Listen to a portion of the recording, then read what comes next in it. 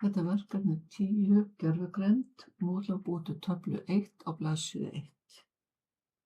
Byrjum á því að velja textann sem á að vera í töflunni hérna frá í dag og niður hér að tóma undirmerkinu hér og veljum svo hér undir Insert Table veljum við að breyta texta í töflu hér.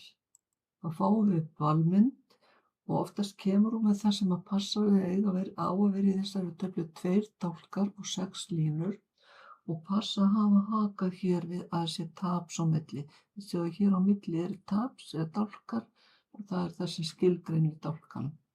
Veljum OK. Þá lítur töflan svona út í byrjun. Ágætt er að byrja bara á því að sameina dálkana 2 í fyrstu línu.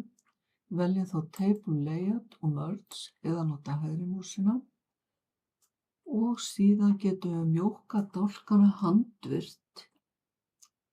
Mjókkum það aðeins töfluna hér, svona það bil, skiptir ekki alveg öllu máli hversu mikið og svo getum við dregið, farum við músabendili hér á milli á línuna og dregið til þennan dálk hérna og mjókka fyrsta dálkinn. Skiptir ekki alveg öllu máli hversu mikið, bara svona það bil. Veljum svo alla töfluna og veljum hérna Table Design og við ætlum að velja bara tilbúið útlit á töfluna og ég ætla bara að hafa eitthvað einfalt. Vel bara til dæmis þetta hérna. Þið með svolítið ráðið þessu. Og það kemur þó reyndar feitletra hér í fyrsta dálki, tökum við það bara af. Annað er svona nokkuð í lagi. Velja samt aftur töfluna því að bilið á að vera á undan og eftir hverju hólu fyrir sig. Í layout á að vera 3 punktar og 3, bæði á undan og eftir. Og síðan ætlum við að setja töflumiða fyrir ofan töfluna. Töflan er valin og þá getum við farið beint í References og valið hér Insert Caption.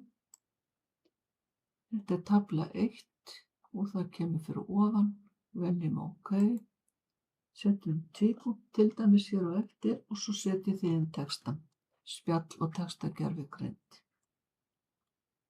Nú sjáum þið að bilið hér á eftir miðanum er dálítið mikið, ef við skoðum hérna á layout þá er sjálfgefið 10 punkta bil á eftir.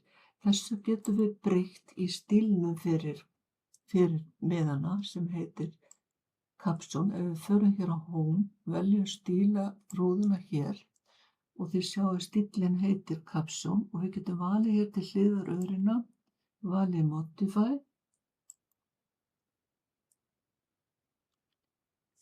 og við getum farið þá hér í Format og Paragraph og breytt þessu bili, haft til dæmis 3 punkta í bil á undan og 3 punkta á eftir. Þegar við breytum svona í stílnu sjálfu, þá kemur næsti miði með sama forma og við erum að breyta í núna. Segjum OK.